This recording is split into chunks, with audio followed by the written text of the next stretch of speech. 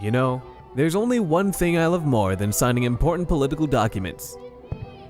Is it going home to your closest kin and brother to enjoy a somber evening of solace and quiet reflection about the most recent events of such a momentous occasion that will inevitably leave its mark in permanent history?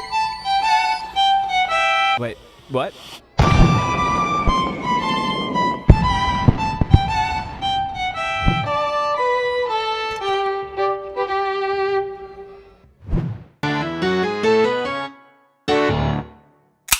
Don't you find it strange that the 4th of July is the only holiday that gets its name from the day it's on? Imagine how much easier life would be if that's how it worked with all holidays. Oh, it's the 17th of March, or it's the 14th of February. Oh, I can't wait for that second Sunday in May. What's your favorite holiday, Billy? The 14th of June? That's not a real holiday. It'd be great. You'd never have to worry about missing Mother's Day, forgetting to wear green on St. Patrick's Day, listening to this guy's mixtape on World Moturn Day, because you'd always know exactly what day it's on. I mean, have you ever forgotten when the 4th of July was? No. Of course not. What do you mean tomorrow? Now, before you bash on me and leave me an angry comment saying, well, actually the 4th of July is also called Independence Day, not just the 4th of July. Yeah, I know that. I went to school. The point is we also call it the 4th of July. You know what other holiday does that? None of them. Besides, Independence Day just sounds like some sort of stupid sci-fi alien movie with poor reboot potential. Hey, wait a second! My favorite holiday was, and probably still is, the 4th of July. I mean, when else can you buy legally sanctioned explosives? Well, all year round if you live in Missouri. But then you have to live in Missouri. So when I was growing up, there were 2 fireworks stands in my town. The one that was lame, and the one that we would go to.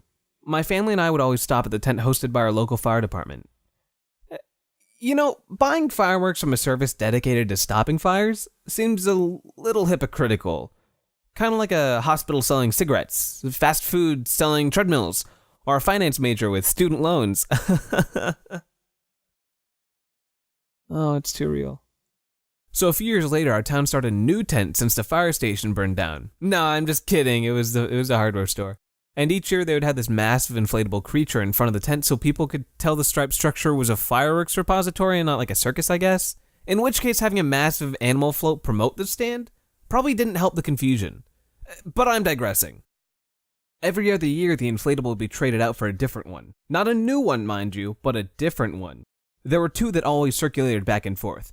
The proud American eagle with stars for wings and stripes down its proud American chest. And the purple gorilla. See, my mom and I hated that gorilla. The eagle made so much sense. It stood so proud over the tent, showing off what that day of explosions hundreds of years ago was all really about. And then there's this gorilla. I mean, why a gorilla? And to top it all off, whenever we'd get this atrocity, we'd drive down the road to our rival town to see it. The eagle. Our eagle, standing proudly over their filthy, dirty town mocking us and our gorilla. Ah! Luckily enough for my mom and I, though, the summer before we all moved, the eagle stood tall. I'll always remember that eagle. One of my favorite items from that tent was a special firecracker called Bad Boys. See, they were great for us kids because the blasts were loud, the fuses were long, and we were terrified of black cats. So they came in this pack of 100, and one time we had this idea. What if they all just went off at the same time? So we took these bad boys and laid them in kind of a fire ring so that each fuse was touching another one. Then we poked one through the top to act as the main fuse. Essentially, we now had 100 miniature bombs primed to shoot off in 100 different directions. Okay, sorry to interrupt, but I just found, while I was editing this video, the original video of me messing with one of these firework rings, and just watch. It's awful. Here we are in Crazy Town. 99 or around 100 firecrackers all set up in a row. Let's be careful now. Oh my goodness!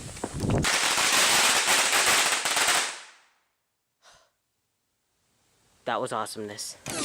My favorite part, I think, is the fact that I didn't even get the video of it exploding. But anyway, back to the video. When the fuses all went off, they formed a massive fireball, eventually exploding in an unadulterated chorus of death and destruction. My friend and I loved doing this, but my dog did not. Also, don't try this at home. Fireworks can be dangerous. In fact, I probably should have put a disclaimer in before that last story. Oh well, better late than never. Speaking of dangerous, my sister and I would take these firecrackers and hold them just long enough so that when we would throw them, they'd explode in the air. One time, when I was going to toss it, it fell off my hand right on the backswing. After I reached down to pick it up, all of a sudden,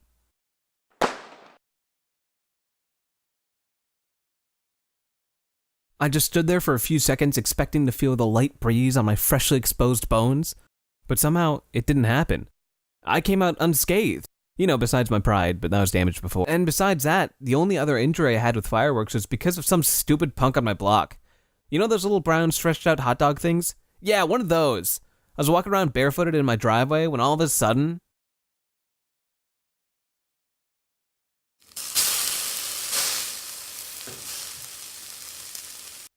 within a few hours, I had a pretty nasty blister on my foot. Fortunately, it didn't last too long. I guess you could say it healed pretty fast. Oh no. So you know how fire burns wood? Yeah, so we had this neighbor that would go to Missouri and bring back fireworks. One year, he got us a big one. Lighting fireworks in the woods was always a challenge for us. Anything that went above 10 feet had a pretty high chance of burning something. Illegal fireworks from Missouri? What could possibly go wrong?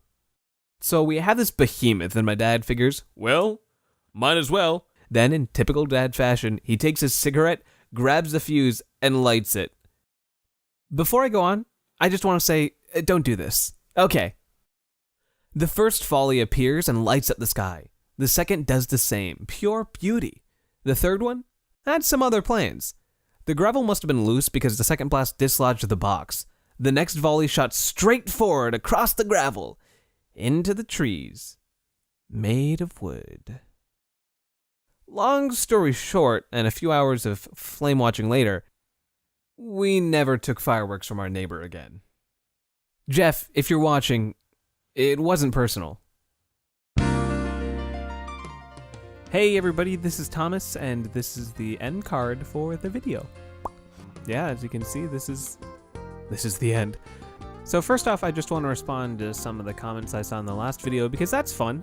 Responding to comments is fun. I noticed that a lot of people said that I forgot about Runza and the Huskers, and that a lot of people are from Nebraska. And I do live on the east side of Nebraska. I'll give you a hint. Wow. So that's pretty cool. And everyone who commented, thank you, and watched that video. Awesome. I'm glad that that's been having a good reception, and to all those fellow Nebraskans, go Big Red, which is something that I also forgot to mention. So I'll make a follow-up video to that someday with the actual things included that I completely glazed over, like Runza, Huskers, Kool-Aid, and those kind of things, yeah.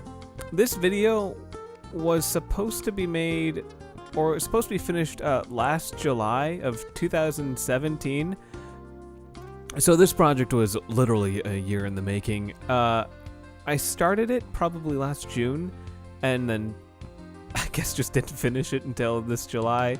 So yeah, I hope you enjoyed it. It was supposed to be like this time capsule of like, wow, look at all these videos that I've made since and how much I've grown as a creator, but I literally haven't made one.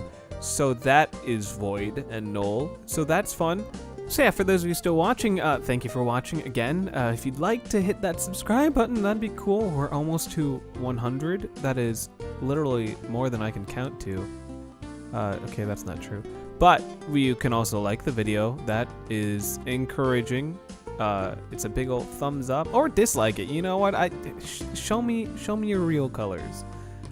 Besides that, yeah, check the description. I have a little bit of words about that Matt Farley guy. Fantastic guy, hilarious, World Motrin Day, incredible thing.